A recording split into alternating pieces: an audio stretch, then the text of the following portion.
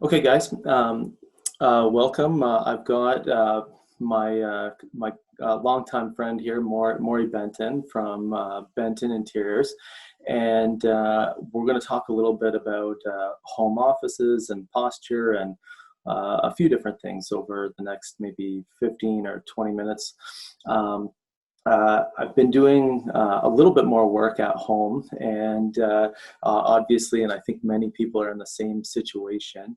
And basically, I want to chat with the office expert, and just kind of dig into how to set up my office. I've kind of made a temporary office, dragging some of my folding table home and stuff, and making the best of what I can. But I know probably a lot of people are in a similar situation where they're in a makeshift office. So yeah, let's start. Maury, tell me just a little bit about what you do, Sure. and we'll start there. Well, I've been running this business for 12 years now, and it's called Benton Design Interiors, and my specialty is ergonomics. I've been preaching this for about 40 years to deaf ears at the beginning, and now everybody seems to want to have a sit-stand desk. So why don't we start by me giving you a tour of my office? I think that'll say a lot without me even having to say anything. Yeah, for sure. Let's Sound do it. good?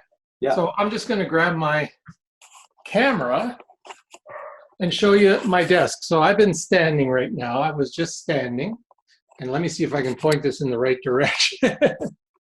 So you can see down here, the wires. So I've got them all bundled nicely, and I've been standing. So I'm just going to push a button, get this down, and then I'll take you on a tour of the rest of the office. This is very close, isn't it? There we go. Yeah, just let it sit still and it'll focus. There we go. That's better.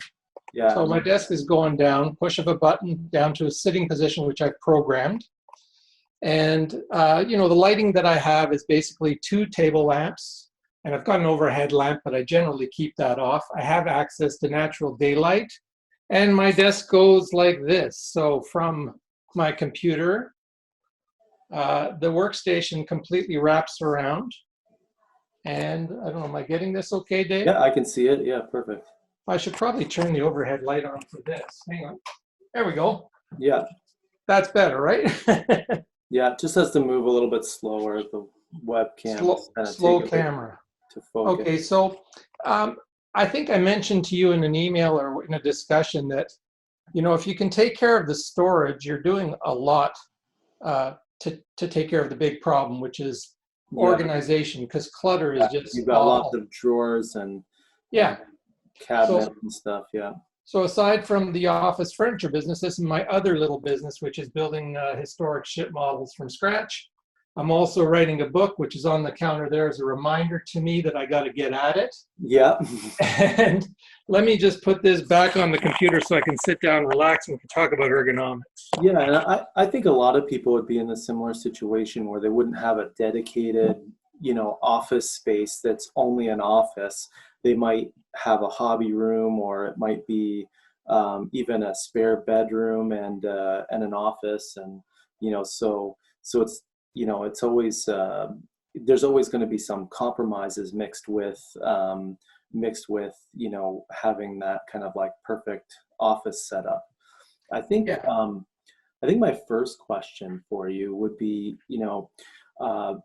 like as a strength coach, I see people talking about, back injury, carpal tunnel, and just, I know that it's one of the biggest factors is, how we spend our time, our large portion of our time, during the day. So sitting at the desk and all of that kind of stuff. So can you maybe take me through what you would look at for like a proper, desk setup and chair setup and all of that kind of stuff? Absolutely, absolutely. Well, the main thing in the office is the chair, obviously. You can see mine's got a headrest on it. This chair is actually 12 years old. So what I want to say, first of all, is you do get what you pay for. Yeah. Right? This chair looks like brand new. And I don't know if you ever tried one of these, Dave, but it is an awesome chair. So I think you and I need to get you sitting in this thing and tell me what you. Yeah. Well, like I think about, what we did, and I'm trying to think now how long it would have been. Maybe 8 years ago, that I got that sit stand desk at my Right, office, and right. I remember no one had ever heard of that, but we had our conversations about it, and I've been super happy, and so that's again part of the reason to Yeah, for sure. talk about this now. So yeah. For sure, but a good ergonomic chair, has all the height adjustability features, the ability to tilt and lean back and lie back and let your head be supported. The armrest should be adjustable so you can, support your forearms so you're not always hanging on your trapezius muscles. And all that being said, this is if you're spending a lot of time in the chair, you want to be able to adjust it and move it around. I can show you the adjustments on the chair. I think you can maybe even see. Yeah. The arms are height adjustable. These ones actually pivot in and out. There is an adjustable lumbar support on this chair. It's an incredible chair. The seat pan is depth adjustable so that you can compensate for people with short legs or long legs. Yeah. And even then, you may want to get a chair with different lengths of gas cylinders because they do have different ones available for extremely short, taller. Height. Yeah. Yeah, and we can actually even order chairs with seat pans that are appropriately sized for people with, let's say, larger derrieres. Yeah. Anyway, so the chair is very important. My setup is I also have the ability to pull out this pedestal. Let me see if I it's a set of drawers, right? It's got a cushion on it. And so when I want to, I can lean back and have a little lean back and maybe on a long telephone conversation or something like that. Yeah. Just a change of position because sitting without moving is silent death. Yeah. Yeah. Having like multiple options to. Yeah, and so now I do that for a while. And then, you know what? I get a little antsy and I've got, some energy. So I just push my button, this button, and I stand up again. Yeah. So that's really huge. And then another thing, obviously, when you're working at home, we're really stuck here, aren't we now? So we're stuck in one location, but we don't have to be in one position.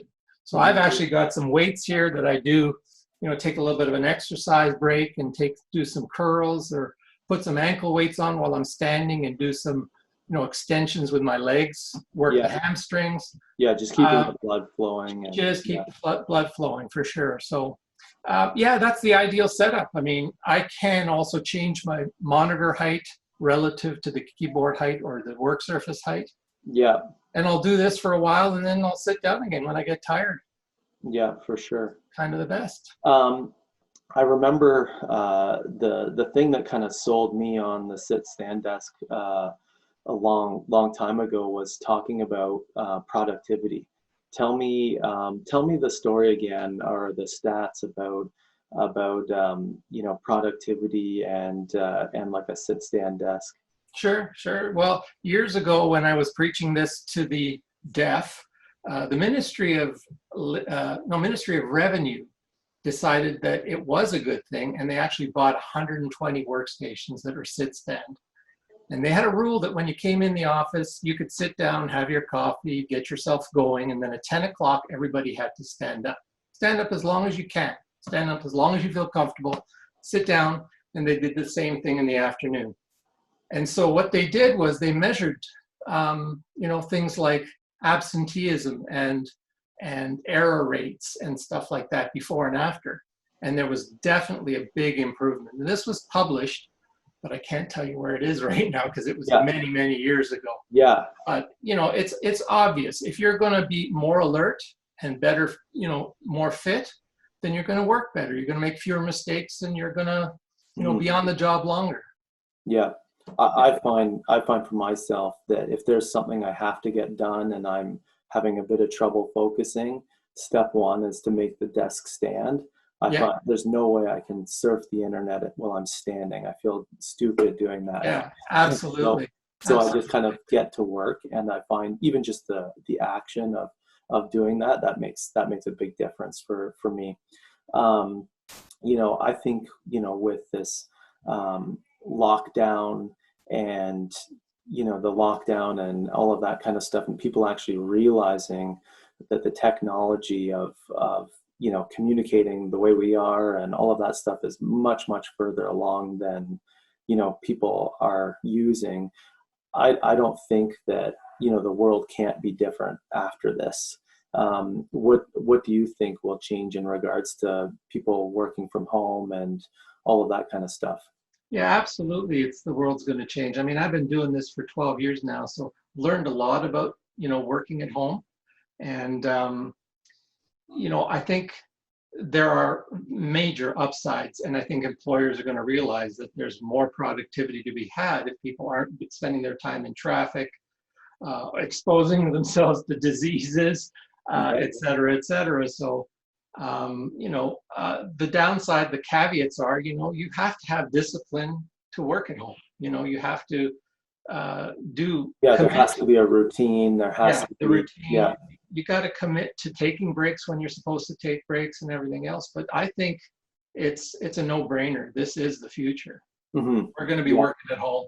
A lot of us. Yeah. When things are really convenient, it does take a little bit more routine. Absolutely. Even something for me, for the gym.